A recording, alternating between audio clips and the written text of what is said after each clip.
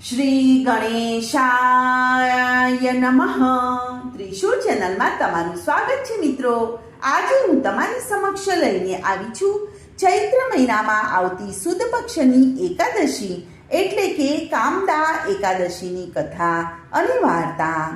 ભગવાન શ્રી કૃષ્ણ ધર્મરાજ યુધિષ્ઠિરને કહે છે કે હે ધર્મરાજ, અગાઉ આ ચૈત્ર માસની શુક્લ પક્ષની કામદા એકાદશીનું મહાત્મય વશિષ્ઠ ઋષિએ દિલીપ રાજાને સંભળાવ્યું હતું. આ એકાદશી પાપનાશક અને સંતતિ આપનારી છે. તેમની કથા આ પ્રમાણે છે. પૂર્વે ધન ધાન્યથી ભરપૂર રમ્યભોગી નામની નગરીમાં પુંડરીક નામનો રાજા રાજ્ય કરતો હતો. આ રમણીય નગરીમાં ગંધર્વો, કિન્નરો અને અપ્સરાઓ ઘણી વખત વિહાર કરવા માટે આવતા હતા. એક દિવસ પુંડરીક રાજાની સભામાં લલિત નામનો ગંધર્વ અને લલિતા નામની અપ્સરા મળીને નૃત્ય ગાન કરતા હતા. પરંતુ બંનેઓ એકબીજા ઉપર આસક્ત થયેલા હોવાથી નૃત્યમાં તાલ ચૂકી જતા હતા અને ગાવામાં પણ જીભ વક્ર થઈ જતી હતી. તેથી ગાવામાં પણ ઘણી બધી ભૂલ થઈ જતી હતી. આ વખતે ત્યાં હાજર રહેલા કરકોટક નાગે તેમની આ ભૂલચૂક અને મોહિતપણાનું સર્વ વૃત્તાંત પુંડરીક રાજાને જણાવી દીધું. એટલે ક્રોધે ભરાયેલા રાજા પુંડરીકે મોહ પામી કામવશ થયેલ લલિત ગંધર્વને શ્રાપ આપ્યો કે હે ગંધર્વ, તું તારા કુકર્મથી રાક્ષસ યોનિમાં જન્મ લેજે. શ્રાપથી તે જ ક્ષણે લલિત ગંધર્વ બિહામણા પ્રચંડ 8 જોજન ઊંચા રાક્ષસ તરીકે જન્મ્યો. તેમની આંખો મોટી અને ડરામણી હતી. તેનું મોઢું ગુફા જેવું હતું. પોતાના પ્રેમીને આવો વિકરાળ રાક્ષસ બનેલો જોઈને અપ્સરા લલિતાના દુઃખનો પાર ન રહ્યો.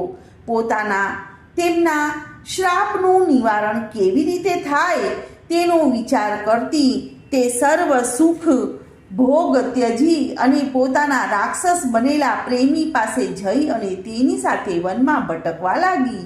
આમ બંને પતિ પત્ની જેવા પ્રેમીઓ મહાકષ્ટ ભોગવતા ધીમે ધીમે વિંધ્યાચળ પર્વતના શિખર ઉપર મહાતપસ્વી ઋષ્યશૃંગ મુનિનો આશ્રમ આવેલો હતો. ત્યાં ગયા. પ્રથમ લલિતા રડતી અને કકળતી ગઈ અને ઋષ્યશૃંગ મુનિ પાસે જઈ અને હાથ જોડી અને પ્રણામ કરીને ઊભી રહી. તેમની આવી હાલત જોઈ અને મુનિએ પૂછ્યું કે હે પુત્રી, તું કોણ છે અને આ પર્વતના શિખર ઉપર ક્યાંથી આવી ચડી? તને શેનું દુઃખ છે?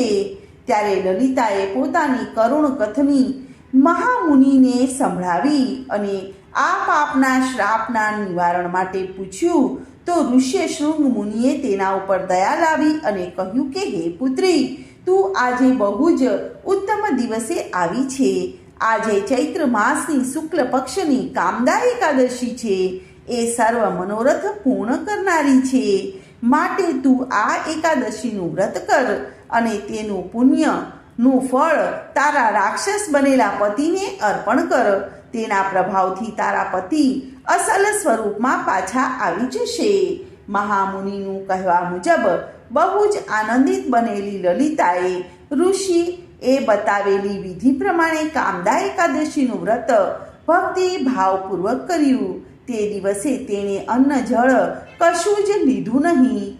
બીજે દિવસે બારસના દિવસે લલિતાએ ઋષ્યશૃંગ મુનિની હાજરીમાં પોતાના વ્રતનું પુણ્ય પોતાના રાક્ષસ બનેલા પતિને અર્પણ કરી દીધું. પતિનો ઉદ્ધાર જલ્દી થાય તે માટે પ્રાર્થના કરી કે હે ભગવાન, મેં શ્રદ્ધા ભક્તિ ભાવપૂર્વક કામદા એકાદશીનું વ્રત કરેલું છે.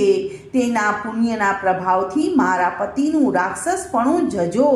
તે સાથે જ રાક્ષસ બનેલા તેના પતિનું સ્વરૂપ પલટાઈ ગયું અને તે પ્રથમની જેમ સુહામણો ગંધર્વ બની ગયો.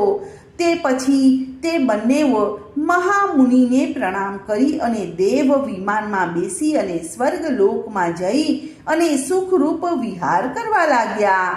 હે રાજન, ભાવિકોએ કામદા એકાદશીના વ્રતનો આવો પ્રભાવ જાણી અને પોતાના સુખ અને શાંતિના અર્થે આ કામદા એકાદશીનું વ્રત ભક્તિ ભાવપૂર્વક કરવું જોઈએ.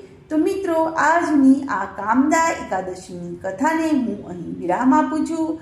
કાલે ફરીથી આવીશ એક નવી કથા ને વાર્તા લઈને. ત્યાં સુધી બધાને મારા જય શ્રી કૃષ્ણ. ધન્યવાદ.